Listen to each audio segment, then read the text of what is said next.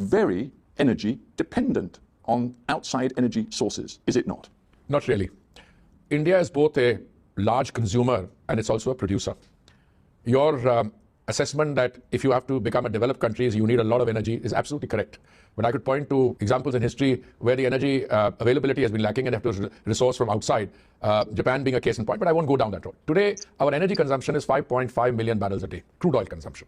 Yeah, and it's pretty much 90% of your oil needs come from outside India. From outside. But our domestic E&P, or exploration and production, which was neglected earlier, is now dramatically on the rise, point one. Our biofuel blending, as our consumption goes up, our refining goes up, on an expanding base, we are increasing our biofuel production, which next month will be 20%. So 20% of all the fuel consumed at the bunk is biofuel, which is all indigenous. Well, you can talk about biofuels, you can talk about your grand plans for offshore oil exploration, which, by the way, the International Energy Agency has poured a lot of cold water on. But let us face facts. Right now, you are hugely dependent on supplies of relatively cheap oil from Russia. And that, I would suggest to you, makes you geopolitically very vulnerable. Well, even for the sake of an argument, even just to carry on the discussion, I think those facts are not correct.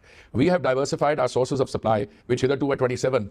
We are importing from 39 countries. And if I may, last year, almost 40% of your oil imports came from Vladimir Putin's Russia. At one point, it was 38%. It's coming down.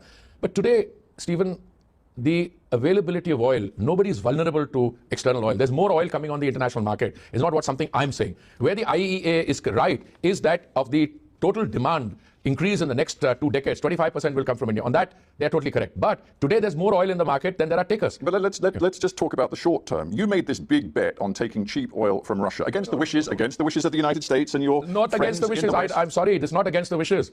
The United States was. It most certainly was against the wishes. Not at all. Not at all. Let me enlighten you. What the United States told us and told many others is that they wanted us to buy as much oil from Russia as we liked, as long as we bought it at a reasonable price. And that was music to my ears.